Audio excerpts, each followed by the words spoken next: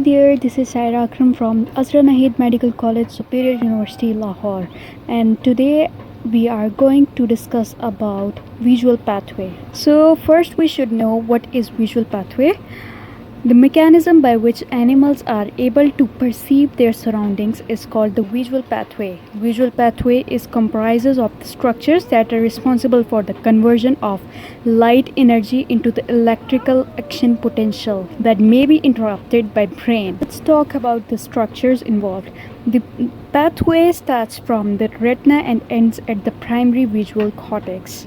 The structure involved have been divided into anterior and posterior pathways. These are retina, optic nerve, which is the third cranial nerve, optic chiasma, optic tract, visual reflexes, lateral geniculate nucleus, primary visual cortex, and the optic radiations. Here are just a little description have been given about them.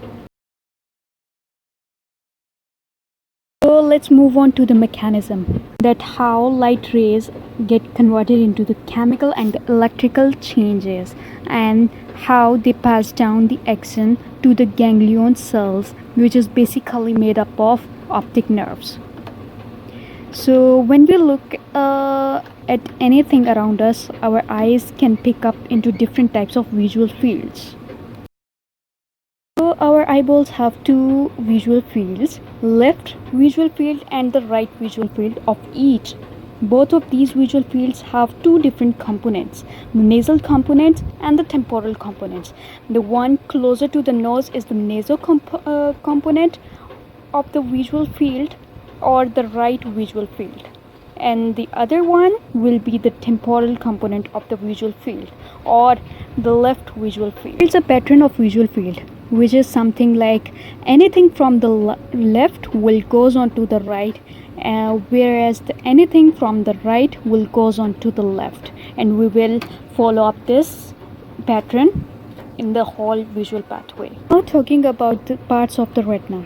Since retina is the beginning of the visual pathway, therefore it has been divided into again two parts. The one closer to the temple side is the temporal hemiretina, while the other one, which is closer to the nose, is the nasal hemiretina. So a question arises that how retina is getting these visual fields. So according to the pattern, the temporal hemiretina is going to receive the visual field from the left visual field, whereas the nasal hemiretina is receiving it from the right visual field. Now moving on to the retinal fibers. The fibers from both parts of the retina are the retinal fibers, and there are two retinal fibers, which are epilateral fibers and the contralateral fibers. Those that stay on their own optic tracts are the epilateral fibers, and those which are going to cross each other are the contralateral fibers. Now what are the pathways of these retinal fibers? The fibers from the temporal hemiretina are going to come down the optic nerve, will not cross and remain on its optic tract, while the fibers from the nasal hemiretina are going to cross at a point and will move on to the opposite optic tract. Now what is optic chiasm? A point where two optic nerves intersect each other is called the optic chiasma.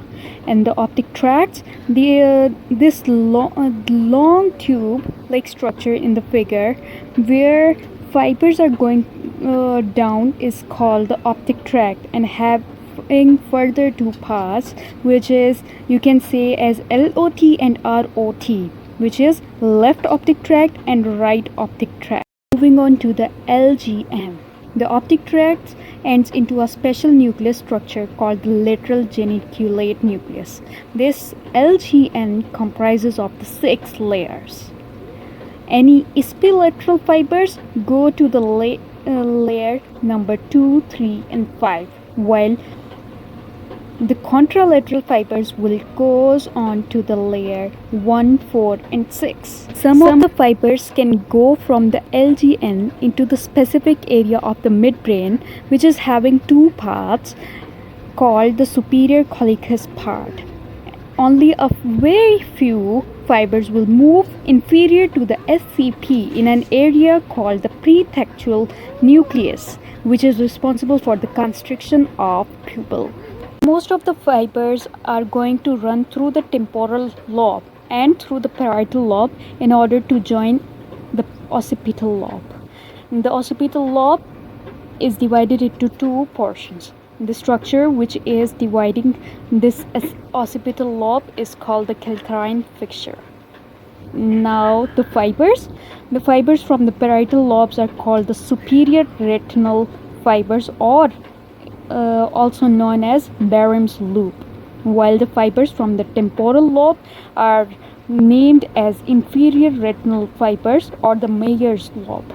The point where the stimuli of these fibers become an image is the primary visual cortex, or it is the Brodmann area number 17 also.